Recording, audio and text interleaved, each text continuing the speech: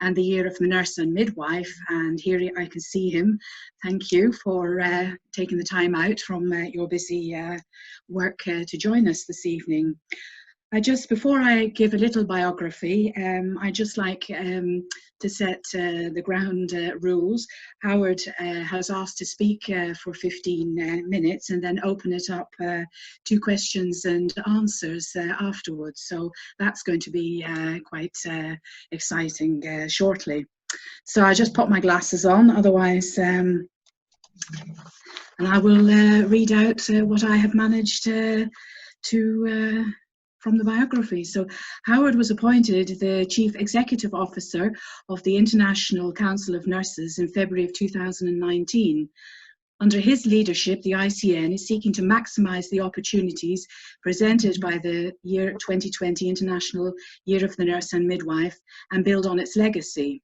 He is committed to ensuring that nurses have a seat at the highest level of decision-making for the benefit of the profession and global healthcare. Howard joined the ICN in April of 2016 as the Director, Nursing Policy and Programmes. His team led the development of the ICN policy and position statements, working closely with the WHO and other international organisations to provide nursing advice on global health challenges and input into formal WHO and UN decision-making meetings and processes. He also coordinated ICN programmes and projects, including leadership development, and work closely with other non-governmental health organisations, civil society and private sector organisations. Howard also oversaw the development of scientific programmes for the ICN events, including World Congresses held over the 2 years.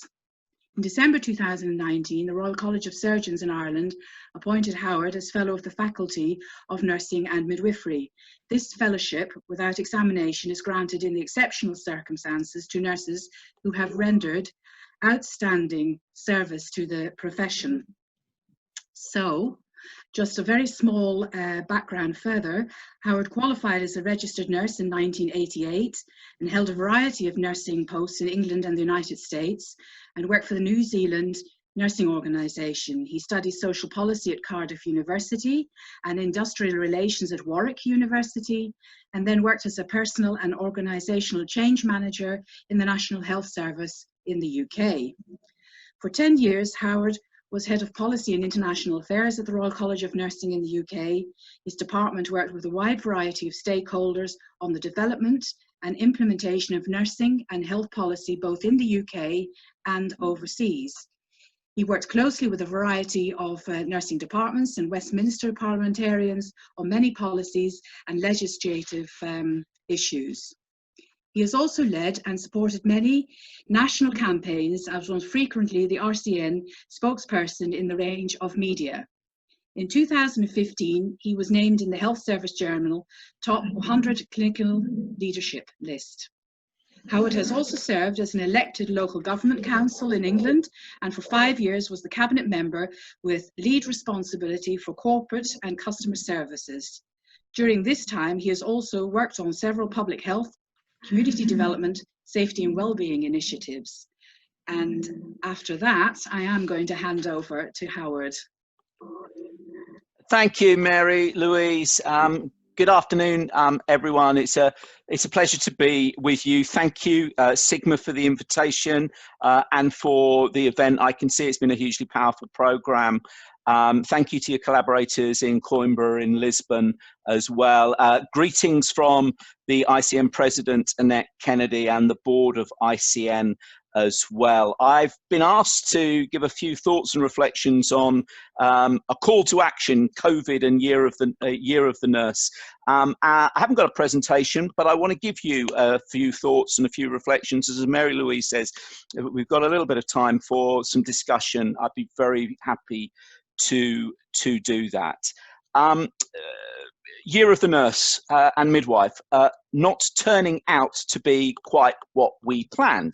But if you think about why we were going to have a Year of the Nurse and the Midwife, to change public perceptions, to show the reality of modern day nursing, to make the argument for investment, to demonstrate the potential and the power of our profession, actually COVID couldn't be demonstrating that in a more powerful way. Arguably, COVID has been a more effective tool for highlighting nursing than naming it a year of the nurse ever could have been. And I don't want to suggest that any of us wanted COVID, that we're trading somehow on it, but it is our current reality.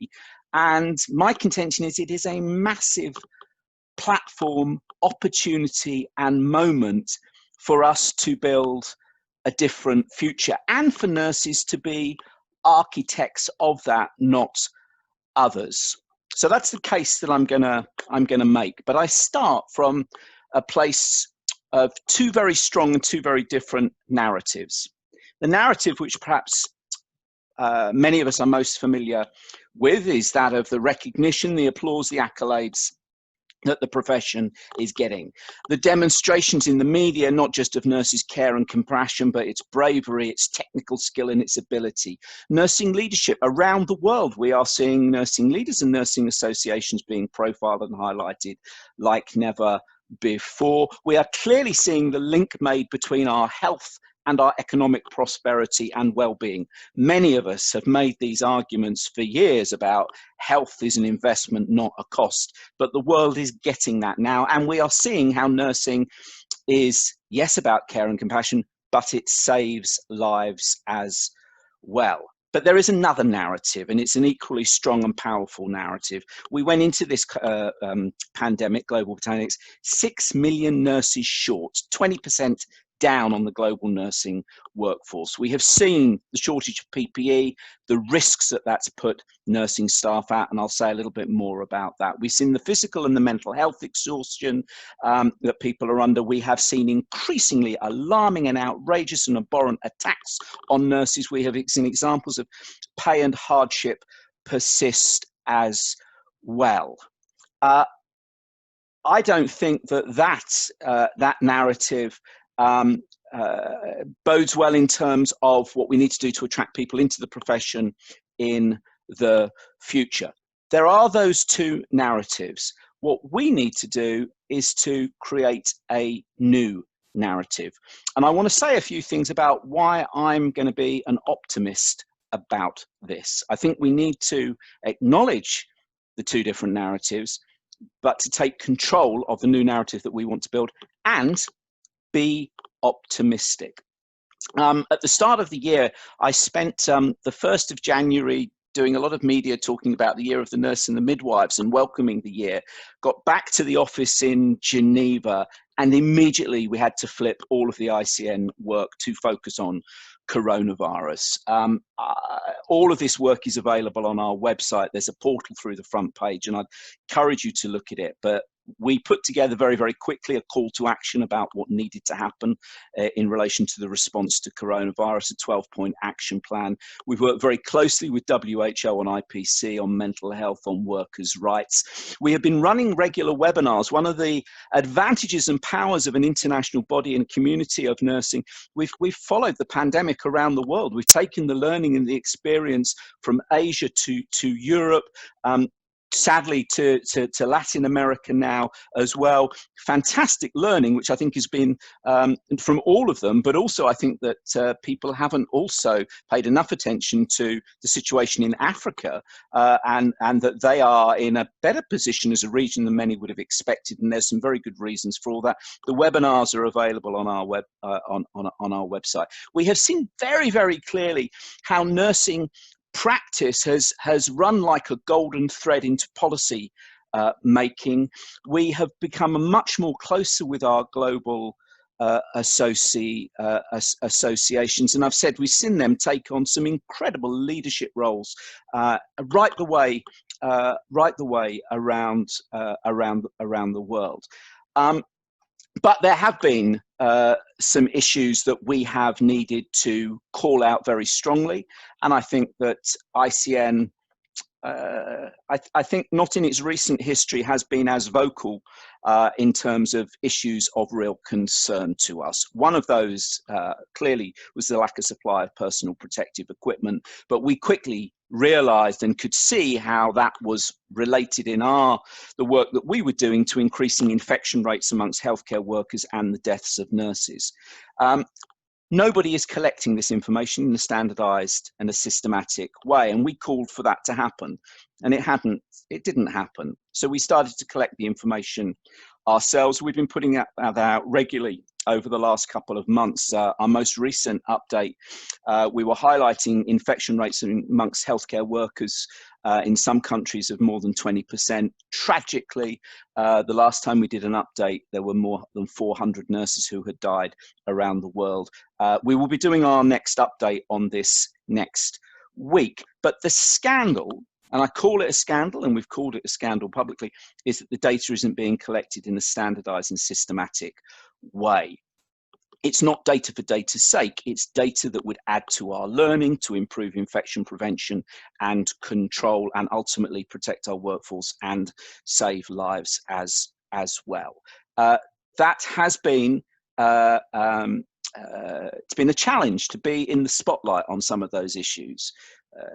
I know many of our nursing colleagues understand and support and realise why we're calling these things out, but there are others who've been critical of us, but we feel so strongly about it that we're going to continue to do that. We have seen as well in recent weeks dreadful examples of assaults and attacks on nurses from right around the world. This ranges not just from verbal abuse, people being called disease spreaders, but through to some outrageous physical attacks. I was talking just last week to a nurse who was telling me about a colleague who had hot coffee thrown over her.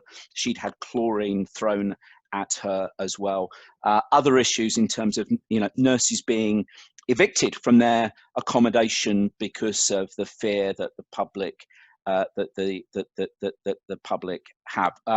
Just this week, with the other World Health professions, we had an article in the Lancet and have been doing a lot of media in relation to highlight that problem. But those issues are symptoms, dreadful symptoms, but they're not root causes. And if you strip away the symptoms to try and dive into the root causes, I think for us as nursing, we start to see some very significant gender issues in terms of the low value of work, issues we know around inequalities in pay, careers, progression, problems with leadership and the lack of high-level leadership. But we also see nurses and other healthcare workers who are at the point where the rubber hits the road in terms of increasing public demand and expectation, and under-resourced, under-invested in healthcare systems. The politicians we know will say, this is a clinical decision, and they'll pass it down. What we've seen very clearly is that nurses and other healthcare workers and health professions who are making clinical decisions are making clinical decisions within constrained resources, which then create pressures and tensions from patients, their family, and their relatives as well. Coronavirus has, bear with me, I know that I'm in a pessimistic place at the moment, but I'm coming out of it back to my optimistic place.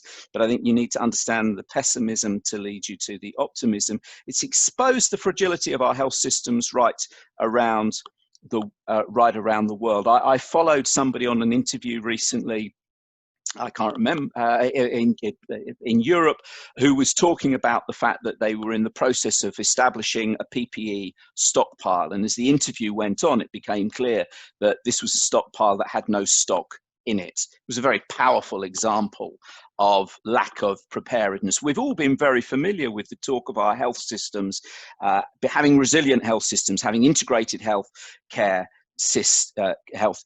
systems. But what we've very clearly seen that those strong health systems aren't in place. And we have seen how coronavirus has exposed the vulnerable being at highest risk. And we have seen the inequity in our normal, what we knew as our normal. These things make an overwhelming case for change, to build a new, a different future, and to to take control and ownership for the legacy that we want to see from coronavirus, not just for our profession, but for our health systems and for our world. What might that legacy look like? What could it include? We are very fortunate to have had State of the World's Nursing report this year. We were worried that the production of that report may get lost in coronavirus. A lot of work was done by the people who put that together with WHO to try and contextualize it in terms of coronavirus. It provides us a roadmap. ICN have said it's a roadmap. Nursing Now have said it's a roadmap. Just 2 weeks ago, the Director General of WHO said this is the roadmap for nursing and midwifery. Again, we need to understand some of the really challenging issues that are in that report. The maldistribution of nurses around the world. 80% of nurses are in countries that have 50% of the world's population. That doesn't get high-income countries off the hook, who have got aging nursing populations and are not doing enough to educate a replacement workforce. The world isn't making the use of advanced practice. Only about half countries in the world have having advanced practice roles. And the strapline from State of the World's Nursing: invest in education, jobs, and leadership. It's simple, it's clear, but it's absolutely what we need to do. On the 12th of May, for International Nurses Day, we also had to think very carefully about what sort of International Nurses Day we should have, given the change context that we're working in. Our report that Anne-Marie mentioned, she was one of the prolific nurse leaders from around the world who contributed to that report. Again, I commend it to you because I think it paints a very clear picture of nursing now, but the power and potential of what nursing can be, and it includes case studies of where that's happening already. But what we did on the 12th of May was not just have a celebration. We firstly had to have a commemoration to remember those colleagues who we'd lost and those who were still working in hugely difficult and challenging circumstances and situations. Yes, we had a celebration, but then we started this narrative about what we want our future and what we want the legacy of that to be. So we have started the building process. This is not from scratch. And actually, one of the things I think we need to do is to stay ahead of the curve on this, to stay in front of leaders, global health organizations, the media as well, if we are to complete this building work. And another reason for optimism is that we have a WHO who I think, the first for a long time, gets it as far as nursing and midwifery is concerned. Check out some of the things that WHO say about nursing and midwifery. They could be things that are written by associations around the world who represent nurses. At this year's World Health Assembly, the Director General stood up in his opening remarks, first ever virtual WHO, and within 2 or 3 minutes spoke about nursing midwifery. Never happened before. Talked about the roadmap of State of the World's Nursing. Led a round of applause as well. A profile and a position that is unprecedented for us. But it's not just about the presentation, the image, and the spin. There is real work going on. I talked about State of the World's Nursing. If you haven't had a chance, there's a video on our website of our president, Annette, in conversation with Dr. Tedros. We planned that as a short video to mark International Nurses Day. It ended up in a business conversation about where nursing was and what nursing needs to do. If you're interested in more of the detail, have a look at it. The Director General then joined the ICN board on the 12th of May to hear their feedback from around the world on coronavirus. It made me think how many of our associations, we're thinking about this for our associations, as to, when are their country leaders joining their boards to hear about what they are doing. This is undoubtedly a more challenging environment for WHO at the moment. It's also been in the news because of the politics, and I'm not going to get into that.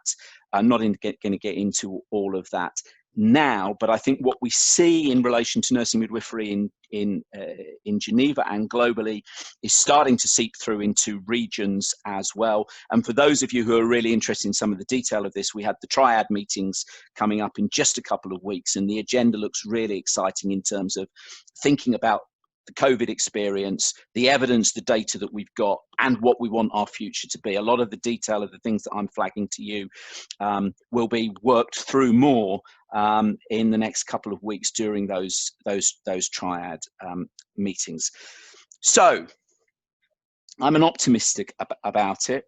That doesn't mean that I'm blind to the reality of what's some of the challenges, but I see through coronavirus how nursing has already changed people and changed the world. When the virus has stripped us of, some of our most basic personal freedoms, and people realize what is most important, their nearest and dearest, their relationships, their health, their well-being, they see nursing having delivered that and being a key enabler for that to happen. This pandemic has brought us together as people, as individuals, as communities. It's brought us together as an international community. How anyone, I've been used in the past to hearing people who stood outside of the international community of nursing because they're not sure what its impact is and what it delivers. That is not a case that we are having to make at the moment. And pandemics change governments, change societies, change values. You just look at pandemics that have happened in the past as well. There is an opportunity. There will be change. Do we want to take it? Do we want to be architects of it? We are incredibly well positioned to do just that, I would argue. Anne-Marie has given a brilliant presentation in relation to Florence, and I agree with her. I've no doubt that Florence would have been bossing this. Florence would have been on the advisory committee, stood next to prime ministers right the way around. I also think she would have been saying, protect my nurses. She would not have been afraid about calling out some of the dreadful examples we've seen of where our staff have been at risk. But as well as dear Florence, the other person who I would finish with is the founder of ICN, the woman who had the foresight to set up an international organization. And one of the things that she said when she set up ICN was, by union alone can the necessary strength be found. This is a time like never before that we need to come together as a profession, in our workplaces, in our communities, in our countries, but internationally as well. So I'm going to be an optimist about this, but I'm very happy to have some conversations and debate and hear your views now as to whether you share that or not. Thank you, Marie-Louise. Right, I've just had a wee look through the chat, and there are two questions that were coming forward, maybe shortly there'll be more. So from Gerardina, she's the president of our Irish chapter. Her question is, what is a resilient healthcare service in differentiation from resilient nurses? I think that you're seeing that, that they're intimately connected. You cannot have a strong health system, a resilient health system, if you don't have a strong nursing workforce. And I think that that's being exposed not only within our hospitals, but also within our community and our social care settings as well. I think that we've seen that a lot of the countries who have said that they have done some form of preparedness, a lot of that may have been an academic exercise, a paper exercise as well. It's not been followed. It's not been followed through on, and I think that part of the reason for that has also been that they have been processes that have excluded a lot of our nursing leaders as well. So I think that that connection between strong health systems, resilient health systems, nursing leadership, nursing workforce. You know, people. You know, when you do not have the ICU nurses, when you have the beds and you found the ventilators, but you don't have the ICU nurses, that brings it home very, very powerfully. I have another question. This is from Lourdes Lomba. She's our president of the Portuguese chapter and obviously our host for this conference. She wants to know, how about not testing health professionals regularly, but testing football players? So look, I nearly tweeted about this, but then I thought, oh, I'll just look like a silly man. So I listen to this because I'm a keen football fan. I see the fantastic efforts that the football leagues are going to around the world to provide equipment, to test, to GPS, to have GPS tracking mechanisms as well, to assure the players that it's safe to get the game back on, to contribute to the health of all of those people, which is being impaired by not having football and not having sport, and that is important. But of course, it's a huge money making venture as well. And at the same time as that is going on, the world's countries will not come together to say we will collect in a standardized and systematic way the data on health worker infections and on deaths as well. Why won't they do that?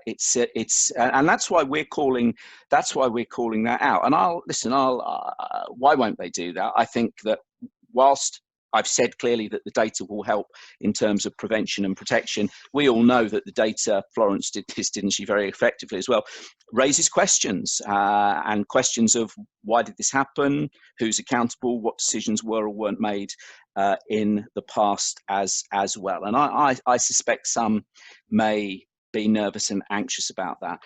We've said it from ICM previously that if there isn't a move on this, and if this sort of information isn't collected, and that we treat and take as seriously the health, the safety, the protection of nurses and health workers as we do the people they care for and professional footballers, this should be a question which is at the top of the list of the inquiries that will come in countries, as they inevitably will, about governments and global responses to coronavirus.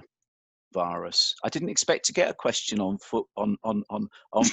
Perhaps I will tweet that after all. Thank you. Well, you can thank Lourdes Lomba for that. I have a question then from Leslie Gelling, and he's from our English chapter and a lecturer at Bournemouth. He wants to know, do you think that senior nurses have been so sufficiently visible or loud enough during the COVID-19 crisis? Thank you, Leslie. Hello, Leslie. And you know, Leslie is absolutely someone to keep an eye on Twitter as well. Leslie, I see a mixed bag. I'll be honest with you. I have seen some of our Asian countries who have done fantastically, have been pulled into central planning mechanisms, and briefing, the equivalent of the the SAGE and the Cobra type setup that's in the UK. They've been integrated into that. Their presidents of their associations have been used as advisors, have been part of some of the planning visits as well. I've seen some countries who have also been using, who don't have chief nursing officers, to be using this as a rationale and the basis for moving in that direction, who are trying to put in place governance structures which will keep nursing close to policy making long after coronavirus. But it's not the same around the world. It's not, it's absolutely, it's a mixed picture. And I think there are some, again, what are the reasons for that? What are the reasons for that? I think that I think there are a number, but I think one of them is as well is that it's no good us creating these positions if we haven't got people who can then fulfill them. And that's then in terms of development, support, mentorship, education. You know, listen, it's many people will know better than I who are on this call, the complexity of working at that level, at a senior or a director level in your health facility, you know, at a national level or at an international level. It's tough, because it's not just about a clinical decision. There's a whole load of relationships and policies as well. Are we sufficiently preparing people to do that? I think that we also need to keep an eye on where, how can I put it? We sometimes have these roles that are set up as shadows or as puppets as well, where you create the role, but you know, there isn't the resources, the money, the teams that you need to be able to do. To do that as well. But I think that what everywhere we can argue when we're building the evidence for this is that the public health response, the health system's response is stronger and better where nursing is intimately involved. I think that where I've seen nursing more intimately involved, you also have a better relationship with the public and with the community as well. They trust us. They believe us. They believe us as well. And the clarity of public health messages, people complying with those messages, is absolutely key to all of our health throughout this period, as we've seen in many other countries. So mixed bag. Some of the reasons for it. There you go. And I have from Professor Thomas Kearns, who you know very well. He wants to know, how do we maintain our global voice post-COVID-19? Yeah, this is so in terms of the questions that keep me up at to keep me up at night, that's one of them. Let me just say the other two as well. I do worry about the 6 million shortage, and I know that in some countries that people are, you know, that there is evidence that people still want to come into nursing. Anne-Marie talked a little bit about that, and I know that's there. But I do worry that you know, the glass half empty scenario that I painted could be a big turn off. I think the other issue that keeps me up at night is just in terms of how are we going to secure the investment, the money, the resources for health, and to build the new systems that we want in the future as we hit an economic downturn and a global and a global recession. Honestly, how we do all of that stuff is we have to be strong together. You have to be strong in your country. You have to come together as a nursing voice in your country. We need to do that globally as well. We have to make sure that we take the evidence, but that we communicate the evidence in a way that the public get it, and we connect the evidence to the policy decisions and the policy making as well. We have to make sure that we keep communicating, that we keep ourselves in the public eye and in the media. And Thomas will have heard me say this before. Thomas will have heard me say perhaps lots of this before. I'm sorry, Thomas, but that phrase about, you know, no pressure, no progress, I absolutely believe. There are times for quiet diplomacy, of course there are, but you know, there are also lots of times where we just need to be confident. Be respectful, but be clear and use our evidence and articulate clearly, and build what we want to see. Don't wait for others to say, you know, here's your roadmap and here's your future and this is what you want. You know, let's put our thoughts, our views out there. You've got to always try and stay a little bit ahead of the curve. I think as well, to keep yourself in that position. But my sense is that nursing has moved. Its visibility, its profile, the attention people give us. We've given ourselves a new platform. We've given ourselves a new voice. Don't lose that. But work together. Don't compete with each other. Work together about how we leverage that for the sort of future that we want. I must admit, you're kicking up a storm here on the chat. You're not telling me if people are agreeing me. Oh, no, they are. Oh, absolutely. No, but I mean, I have to get one in from Professor Jan Dewing. She's from Queen Margaret's University, Edinburgh, and our Scottish chapter. She wants to know, how do we develop national and international leaders who will call things out when it's needed? Why have they held back in this situation? I think we might have touched on that, but still... Yeah. and it's we've touched it with hi Jan, and we've touched on it a little bit. It's tough. That's the other thing as well. It can be, you know, you need support, you need your networks, you need people, you need people around you. You know, it's the environment. It can be a tough environment in terms you speak out and, you know, listen, I don't stray too much into it, but because of some of the work we've been doing with WHO, ICN has seen some of the global political reaction that there's been to WHO, which has not been complimentary. Mm-hmm. That's a tough place to. That's a tough place to be in. So you need to, but people need to be developed and supported to do that as well. They need to be given. They need to be given the confidence. I don't think that we have enough. We have lots of development programs, but for that level of leadership, for me, you know that ICN have a global nursing leadership program, which is, you know, I know I would say it, but I think it's fantastic, led by people like Jane Salvage. But there is almost something beyond what we can do as ICN, and that's putting the next generation of global leaders in development programs alongside government ministers, alongside people who are leading banking companies, private industry as well. That level of the complexity and the type of relationships that you need to have. We all talk about cross-sectoral working, don't we? That's what we need to do for the future. Really, really easy to say. To do it is difficult because it's, you know, you don't know these organizations, their politics and how they work and their motives and their incentives. So yeah, but let's not and I know it can be frustrating but I think it's the people who are in those, how can we get behind them and how can we support them? How can we, you know, how can we be the shoulders, the collective shoulders that they can stand on as well, because they're some of the leaders. They are the leaders that we have now, and we need to get behind them. We need to support them, as well as doing some of those things to bring on the next generation. Okay, I have another question now coming from Leuven University, Belgium, from our Dutch chapter, and that's Professor Theo van Achterberg.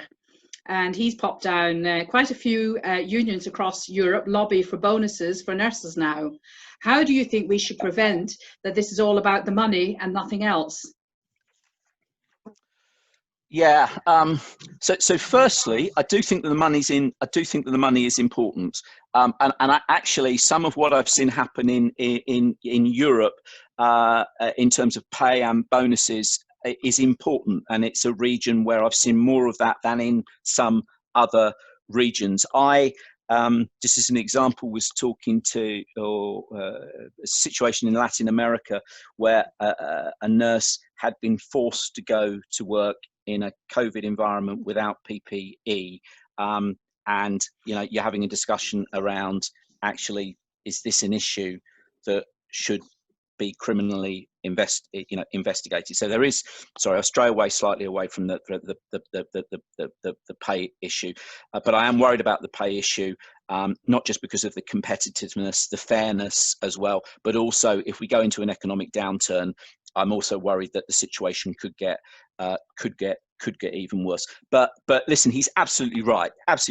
If it sounds as though we are just banging on about the money, if it sounds as though we're trying to leverage this to get a pay increase for the world's nurses, even if that is justified, we're going into an environment where resources are going to be constrained, tough choices are going to have to be made, which takes me back to demonstrating the links between what nursing does, what nursing practice does to deliver strong health systems that keep us healthy and well and able to have the relationships with family and friends, to go for walks in the park, to have the economic security as well. It's at the, make the argument on the basis that the health is at the heart of the type of societies that we want to live in as well. So I think that it needs that sort of sophisticated, it's not that sophisticated, but we need to make the connections in those arguments that we're making. Okay, I have two questions. I'll obviously, and then I think maybe we'll see what happens. But Professor Joy Morell from our Welsh chapter has a question, and it's more of a statement, but is there a potential risk that as nursing students have curtailed their education by many months to fight COVID in practice, that despite the evidence for the benefits in terms of more graduate nurses lead to better patient outcomes and save lives, that some may capitalise on this situation to say, why does nurses need to have 3 to 4 year degree programmes and just have an apprenticeship training?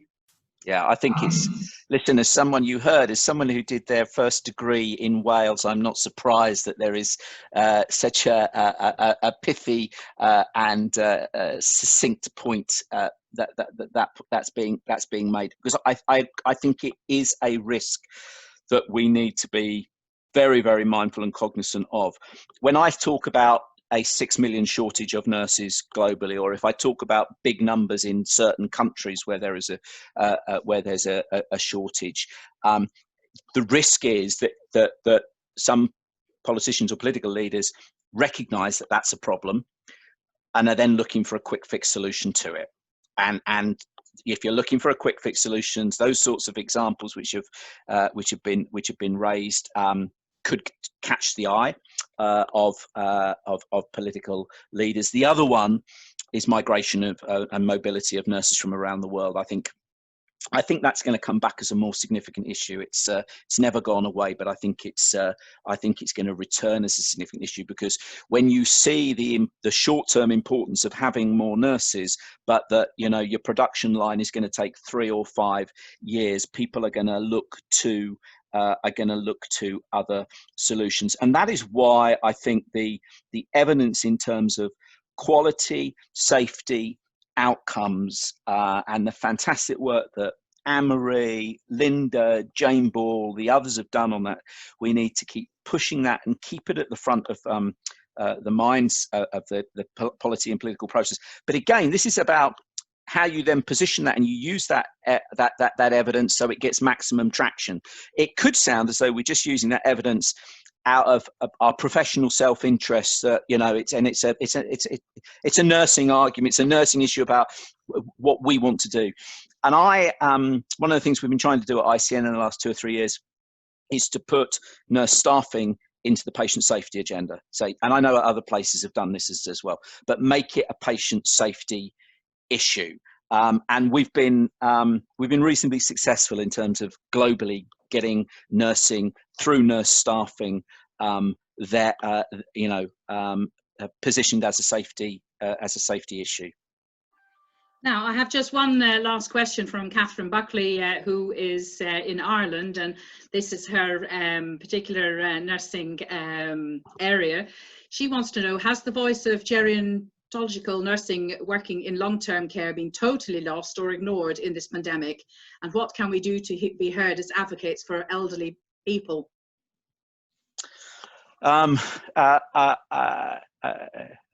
Again, I think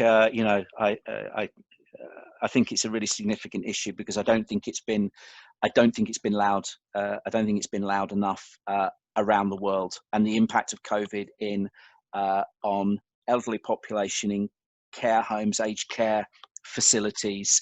I know that's been a real issue in Europe. It's been an issue in other places as well. So I agree. It's an issue that needs that needs more attention. But I think I come back again to, now is a time to do that, because people see, they see. Oh, this is the other thing. So what people are seeing, increasingly seeing now, is that it's the complexity of great gerontological care of the elderly as well. It's not, it is not fundamental or basic or whatever nursing care that some people might wish to describe it. It's highly skilled, it's complicated, and it's one of the areas of care that matters the very most, not to the person receiving the care, but their friends, their family, as well. So I think I think now is a time, and I think we have got I think there is an international year of aging which is due to, I don't even know if it's next year or the year or the year after. But there is, we are also going to be moved to a place where there's a greater focus on the elderly population as well. Okay, one last question, because I know Ellen Buckner, she's from the United States, so let's be congruent with the global idea of us all together. So her question is, are there other international perspectives? She said, you mentioned Africa. She said, what about South Central America and others?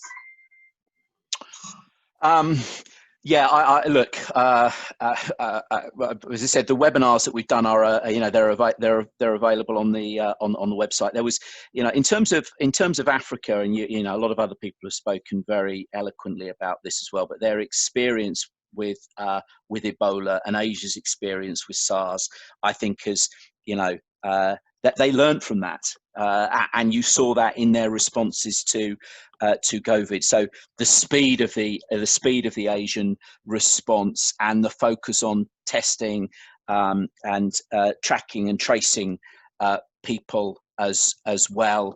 The quarantine issues, yeah, they run up against some significant discussions about human rights, and but Asian experience in terms of the effectiveness of the public health message. One of the things that happened in South Africa was they deployed their community health workers very, very, very, very quickly to also do the track and trace effort in South Africa. In Latin America, I think what you've seen with some of the high level political leadership and messaging, and then when you create that mistrust, that disinformation, and what the impact of that is on health systems and health workers is extremely powerful. And for us, keep an eye out for what we might say next week on the update in terms of infection rates and deaths around the world as well. But just in terms of one example, there have been a very high number of deaths of nurses and health workers in the US, but just across the border in Canada, it's single digit. Why? And I haven't got an immediate answer to that, but this is why the data and the information, even at ICN isn't set up to do this, as some people know. As Thomas knows, we're a relatively small organisation, but we as a small organisation can collect some of this data from our associations, can look at it and to ask some of those questions, and that's I think we need to be. I've made that point. We need to be pushing much more strongly on. But again, this is why the power of our international community, our family, our associations coming together, that they sit on I know we've all sat on webinars after webinars, but I know that our associations in Europe found it incredibly helpful back in end of February, beginning of March, to hear South Korea, Taiwan and China talk, their nursing associations, to talk to the Italians, the Spanish and the German about what they had done. Yeah, I was there with some of those webinars that you did. They were absolutely fantastic. It was amazing how we got that global perspective when you did those. I think you did one in the morning and then you did one again in the afternoon. And I think Italy was in the morning with the Europeans. Or was it maybe the other way around? I'm not so sure now. But anyway, I'd like to thank you very much for this absolutely frank presentation. Well, I say discussion. The chat here has been going. Hopefully you'll maybe able to have a quick read. Leslie Gelling is still going strong by telling us that Brendan McCormack will have an editorial in the Journal of Clinical Nursing and various other things. So thank you again, Howard, for sharing this, because it's extremely important, and it's also important to hear from the International Council of Nurses. So thank you very much. And listen, let me just say again. Let me say thank you to Sigma for putting this on and for the invite. And genuinely as well, this is this is really helpful for me and for ICN. That's why I want to have the conversations, because we're only as strong as as everybody else. So hearing the feedback, the issues, the views, and the perspectives, if there are places we've got it right and you want to keep us going, that's great. But equally, and I will guard my loins and look at some of the comments later, but equally, if there are things that people say you're missing this, you should focus more on this, that's hugely helpful. So thanks to all of you also.